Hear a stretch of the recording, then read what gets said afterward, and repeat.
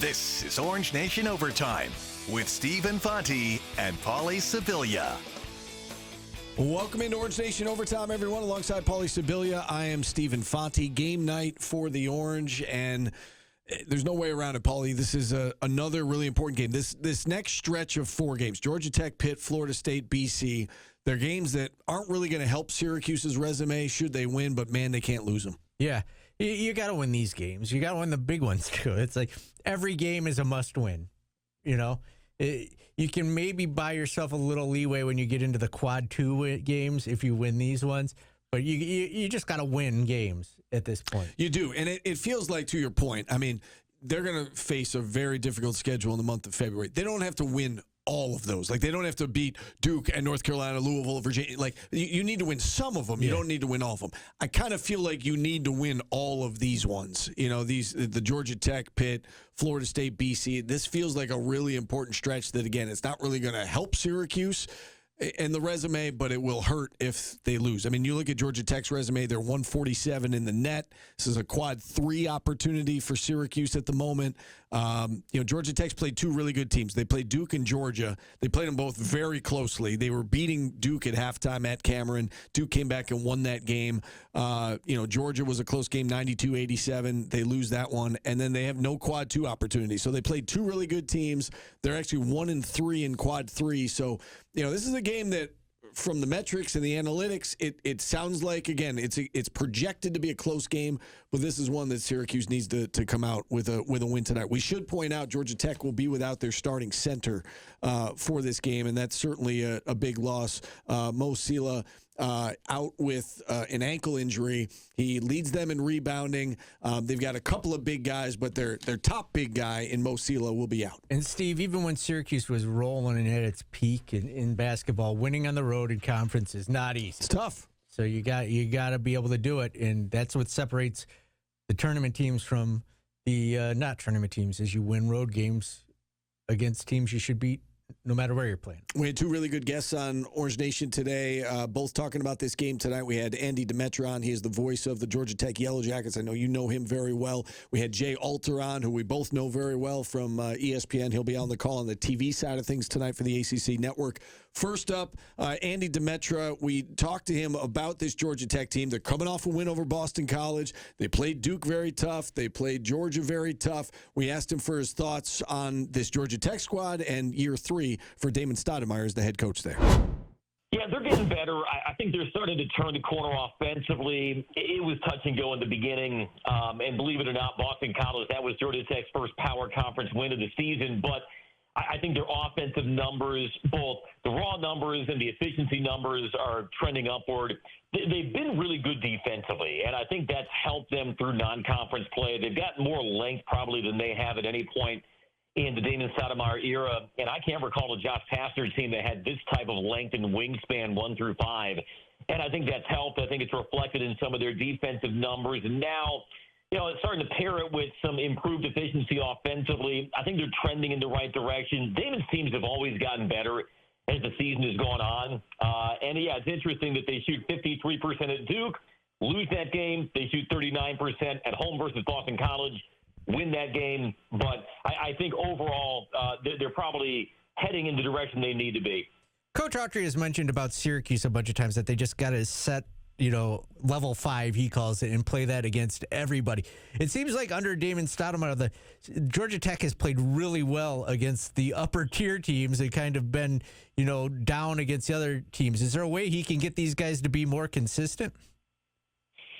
It's interesting because this is year 3 under Damon, and Georgia Tech is 5-7 under Damon versus ranked opponents, which is a pretty good one-loss record, especially when you yourself are unranked in those matchups. And Georgia Tech very nearly knocked off Duke on New Year's Eve at Cameron Indoor.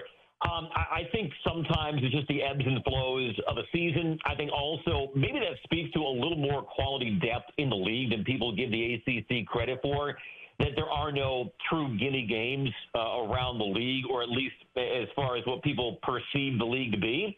But you're right. I think that's part of taking the next step as a program is winning the games you're supposed to win, protecting the home court when you need to, And if Georgia Tech can erase a little bit of some of that inconsistency, then maybe they're able to take that next step into the next tier of ACC teams. I want to ask you about Lamar Washington. He had 17 points, 12 rebounds, 5 assists in that win over Boston College. Seems like he's, kind of the Nathan George replacement at point guard. What can you tell us about his game, and how does he kind of compare to what, George gave them last year as the point guard of the Yellow Jackets? He's definitely the Nate George replacement, and it's no surprise that Damon Stoudemire, a left-handed point guard from Portland, Oregon, would sign out of the portal a left-handed point guard from Portland, Oregon, in Lamar Washington. But very sound, solid veteran. Began his career at Texas Tech, broke the Pacific single-season assist record last year, and he's now had double-doubles in 3 of his last 4 games. 2-point assist double-doubles, point rebound double-double against Boston College. He's a different type of point guard, I would say, than Nate George. He maybe doesn't have Nate's mid-range game around the pick and roll. He's a really well-built guy, 6'4", 200. He actually had Pac-12 scholarship offers as a linebacker before he leaned up during the pandemic and then shifted his focus solely to basketball. But he's got some cleverness to his game, especially when he gets inside the paint. He's a lefty. He's not a volume three-point shooter. I don't think you'll see him attempting 4 or 5 threes a game like Nate could do at Georgia Tech, but he's selective yet effective when he picks his spots from 3. I think he's just really good at bending a possession to his pace, finding the open man, making the right read. And he missed a solid couple of weeks of preseason with injury. It took a while for him to regain his fitness, and on top of that, capture that chemistry and continuity with the guys when he was healthy. And that might explain some of Georgia Tech's unevenness offensively at the beginning of the season. But now that he's settled in, you're seeing Georgia Tech's offensive numbers climbing up. And Lamar Washington just gives him a very savvy, sound, solid point guard who's been a pretty capable replacement out of the portal for Nate. Just a simple question for you. How is the crowd reaction going to be to Nate George down there? Not only Nate, but Soiree. I hope it'll be respectful because, life is short.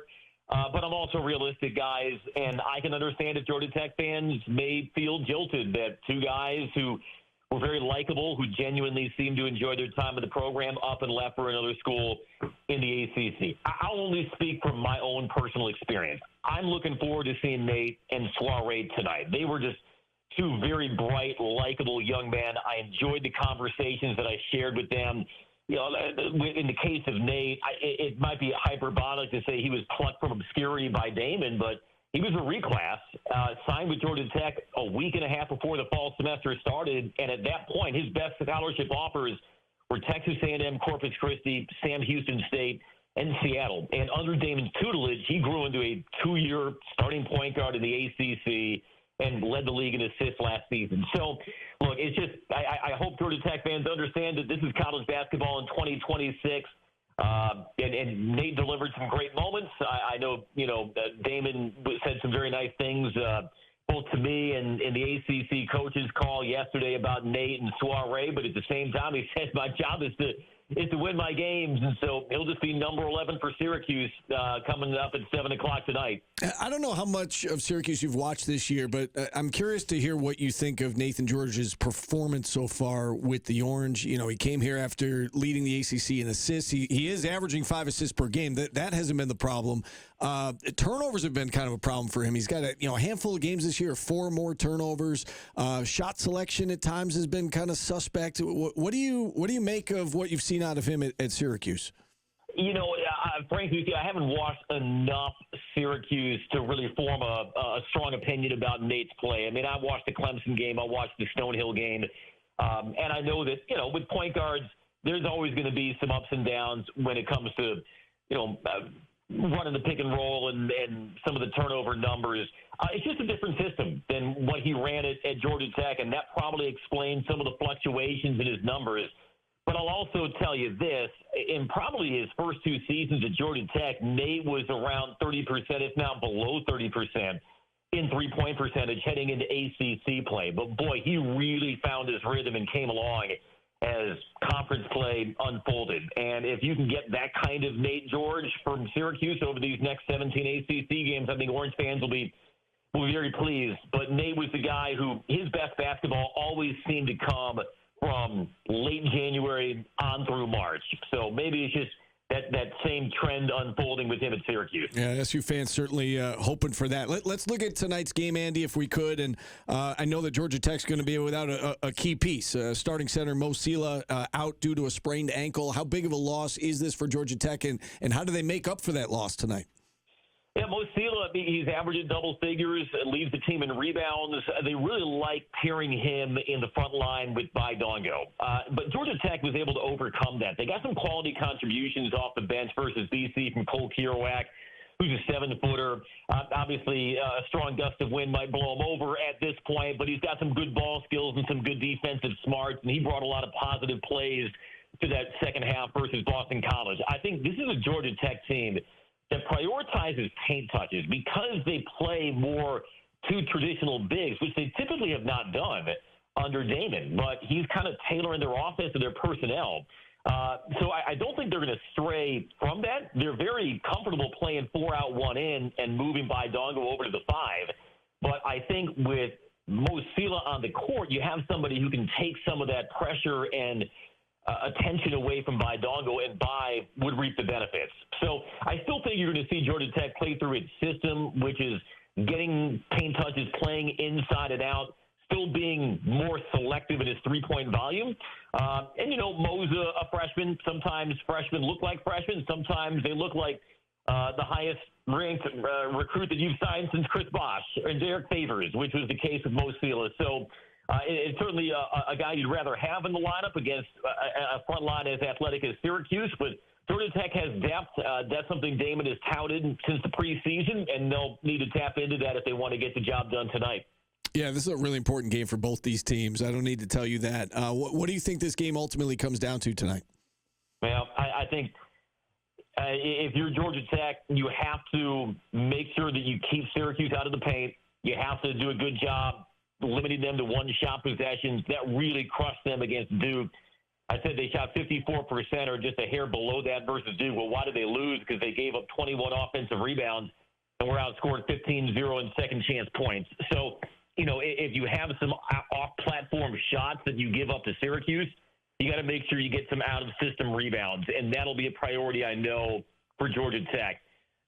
Offensively, I think they have to be smart in making those reads and reversals to chop down on Syracuse's agility. And we know about their shot blocking prowess, and that's certainly at the top of mind for Georgia Tech. So they have to make sure that ball doesn't become stagnant. They have to get free throws. They have to drive with force instead of finesse against Kyle and those other shot blockers. And I think also both of these teams, whichever one can control that fast break point category, I think will have a really big leg up in this game because you got two teams that are in the top 20 nationally in effective field goal percentage defense. So if you can get out and run off live ball turnovers and get some baskets in the open floor, whichever team controls that category in my mind, that could be the differentiator tonight.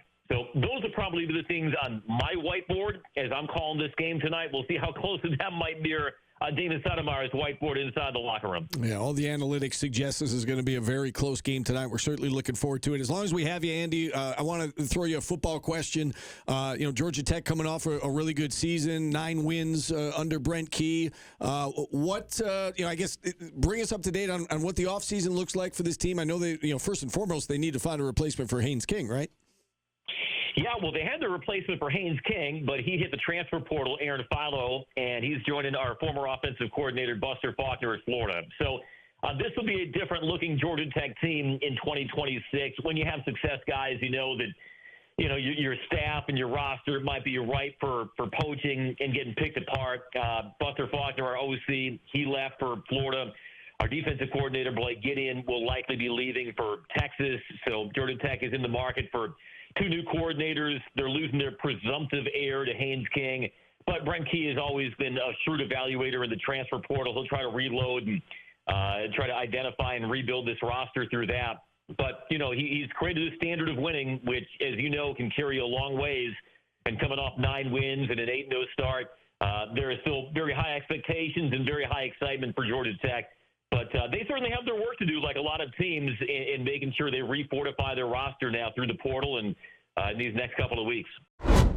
That's Andy Demetra, voice of the Georgia Tech Yellow Jackets. We closed out that interview talking a little football with Andy. We should point out that the SU football team has signed a player out of the transfer portal today, Jawan Johnson from LSU. He is the number 20 ranked running back in the transfer portal, according to 24/7 Sports. Presumably will be Yasid Willis's replacement at the running back position. Yeah, let's throttle back the excitement on an LSU transfer until we see him play a game. Yeah, Ricky Collins did not work out, but not everybody is Ricky Collins. So the hope is that he will come in and be able to fill a void there at the running back position. We did have Jay Alter on today, as we mentioned as well. Jay, another Cuse guy in the business, and he's called a few Syracuse games. He's called a few Georgia Tech games this year as well. And we started him off by asking for, in his eyes, what is the biggest storyline going into this game tonight for Syracuse and Georgia Tech? I think how important this game is, even though I just mentioned it's early in ACC play, it's getting late quickly for both of these teams. And I think if you look at it from Georgia Tech's perspective, you're at home and you feel like this is a game you could and should win. And I know Syracuse fans are thinking this is one they have to win, and yet one team is going to lose it. So I do think if you look at the month of January for both of these teams, that's going to determine if February and March is meaningful. And I know that's been the word tossed around Syracuse, is meaningful games in March. Well, if you want meaningful games in March, you have to win games like tonight. Yeah, it kind of feels like that for Syracuse, that they have to hold serve in a way for these next however many games, 4, 5, 6, whatever you want to include in this stretch. They've got Georgia Tech, Pitt, Florida State, BC. Virginia Tech and Miami are better teams. They face those two after this 4-game stretch. It feels like they need to kind of hold serve to set the stage for what could be a very important month of February. I know you've watched a lot of Syracuse basketball this year and over the course of the last several years. What do you make of this particular Adrian Autry coach team now in his 3rd year? What do you make of this group that you've seen? It's the best team he's had defensively. I do think defensively they give themselves a chance to win every time they take the floor. I think you saw that against Houston, one of the best teams in all of college basketball, and their defense kept them in that game. It's why they beat Tennessee, right? That was a grinded out defensive win. I think offensively they have the talent. It just does not come together. You turn on the tape and it's a lot of individuals trying to make plays, and I don't see the cohesion offensively, using all 5 guys effectively, moving without the ball. I think Donnie Freeman coming back to the lineup will help that. Certainly his production was huge in his return against Clemson, but now how's everybody going to play with him and not just watch him? Along those lines, you talk about offense. Adrian Autry has said that he wants to improve their assist numbers. They've had some struggles on the offensive end. How do they go about doing that, right? It's easier said than done. As you look at this team from the outside looking in, how do you think they go about it, improving offensively? Is it as simple as Donnie's back and things will naturally get better, or do you think they need to kind of switch up what they're doing at all? I do think they have to switch up what they're doing, Steve, and I think maybe tonight's the night to do it for Nate George, right, back in Atlanta. For Syracuse to be the best version of themselves offensively, I think he's got to be the catalyst, and I think you would agree with me, and people that watch Syracuse would agree with me. He has not been what they thought they were going to get when he led the ACC in assists last year, and that's why you wanted him. You didn't necessarily need him to be a scorer, but you needed him to get the offense in a consistent rhythm, and I just feel like he has not done that to this point. That said, Damon Stoudemire, told us today George was a player who got better as the season went along, and tonight would be certainly a great night to kind of spark the offense and then not look back. Yeah, no doubt. They definitely do need him to get better. On the flip side of things, Georgia Tech, a team that just beat BC, which again it's a conference win. It's their first Power 4 win of the season. They gave Duke all they could handle at Cameron. They gave Georgia a very close game. What do you make of this Georgia Tech team? So I did that game on New Year's Eve at Cameron, Steve, and they would have won that game had Duke knocked on zone. Georgia Tech shot 68% in the first half of that game against Duke's man-to-man. So I would think that Syracuse would try and zone them at some points tonight because it takes them out of their rhythm. I think they have guys in Lamar Washington and Bai Dongo and Kwesi Reeves that are very effective when going against one-on-one. So, look, Duke's one of the most talented teams in all of college basketball, and they were the better team in that game. They just had 10 possessions when they went to zone where they went down the court and didn't score 10 straight times. And really outside of that, they were the better team. So this is a very, very talented offensive Georgia Tech team. Obviously the loss with Sela, the freshman big with the ankle sprain is big for them, but they can score. I mean, you don't go to Cameron and put up the production they had with 79 points by accident. I mean, this is a talented team. What are your thoughts on Kyan Anthony so far and what he's provided for this team? I think he's got to play more, Steve. You know, in that Clemson game that I was just watching back in particular, like I think they could have used his ability to just get to the basket. You know, and I think he's a fearless freshman, unafraid.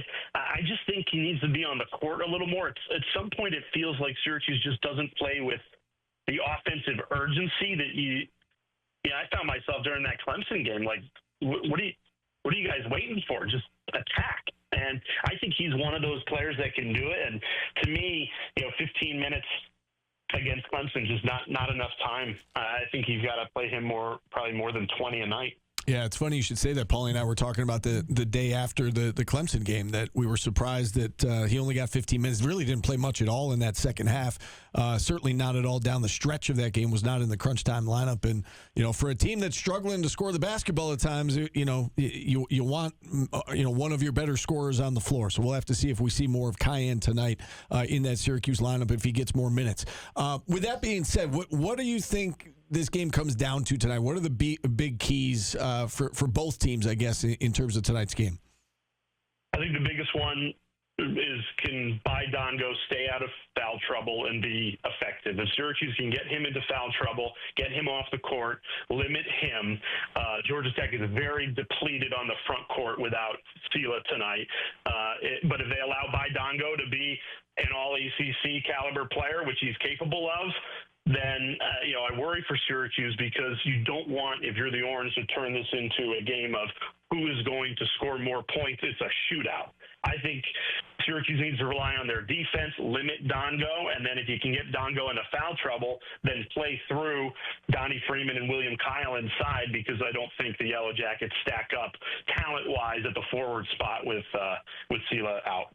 Jay, you look at this conference as a whole, and I think that the profile of this conference is certainly much better than it's been the last several years. It's been well documented. We've talked about on the show quite a bit that the last 4 years, the ACC's gotten either 4 or 5 bids. It seems like they're going to get more this year, right? They've got Duke and Carolina, Louisville, Virginia, all in great shape. And then you've got like this next tier, Clemson, Miami, NC State, all in this SMU. Yep. They're all in this next tier.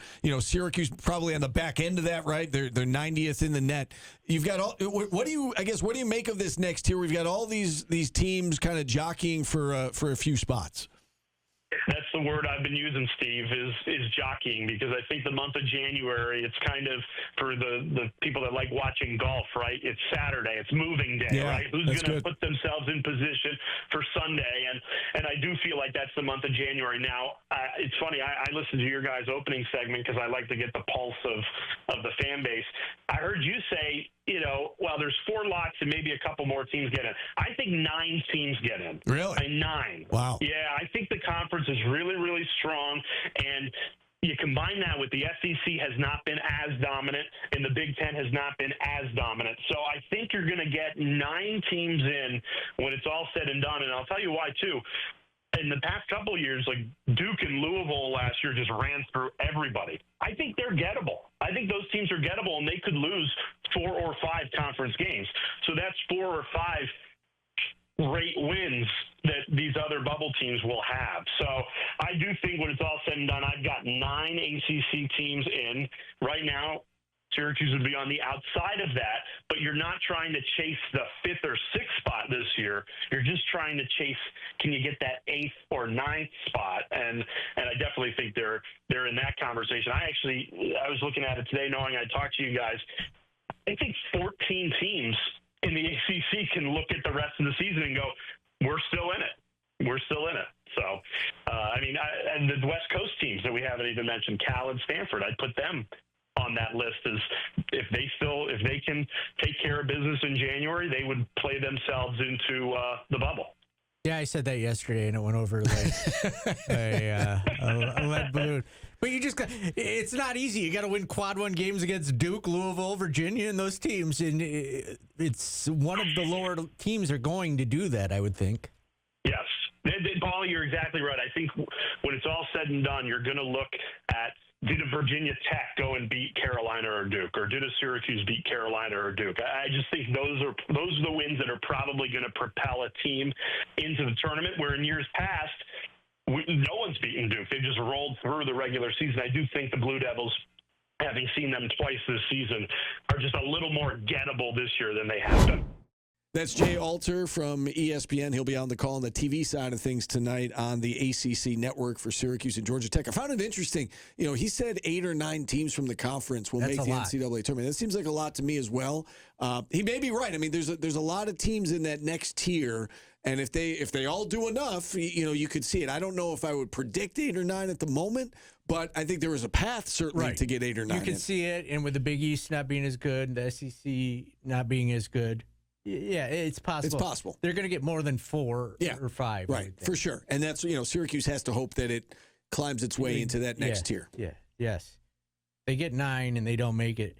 It's been a bad year. Yeah. You think they're going to win tonight? Yes. Yeah, me too. I do, Stephen. Thank you for allowing me to sit like this. Very casual. I wanted to be a Gap model as a kid, so I figured I'd take You're practicing right now? Yeah, in case anybody never watches. too late. In case anybody watches this, I wear my glasses. It's never too late, Paulie. Thank you. TV show Friends. Do you know what the most reused catchphrase in the TV show Friends was? Did you watch Friends a lot? I wouldn't say a lot. It was said by the character Joey. Oh, what was his? It was his pickup line. What was his thing? How you doing? Yes, there you go. You got it. It's the most used catchphrase. I saw something the other day. Speaking of Friends, there was an episode where Billy Crystal and Robin Williams. Did you watch a lot of Friends? Because I don't remember this particular that one. episode. I remember Tom Selleck in one. So there was, he was a reoccurring character because he was dating Monica for a while. But there was a scene in which Billy Crystal and Robin Williams were at the coffee house on the couch talking, and they were improvising the whole thing. And Monica, what's her real name? Courtney Cox. Forgot her line because she was like enthralled in what they were talking about. They were like arguing, they get up and they leave, and then they were like, "Oh, Monica, what were you going to say?" And she goes, "I have absolutely no idea." She forgot her line, so that's what she said, and they kept it because the scene was so good. She was just like enthralled in what they were talking about, and so they kept the mistake because they were like, "Well, we can't replicate that. It was so good." So anyway, with that, we got to go. Big one tonight for Syracuse. Syracuse and Georgia Tech. Yeah, leave the facts to me. Okay, you're not funny. You didn't. I wasn't trying to be funny. I wasn't fun either. Okay, you ruined. I like to know about things like that. I like the. Okay, stick to sports. We got to go. For Paulie, I'm Steve. We'll see you tomorrow, everybody.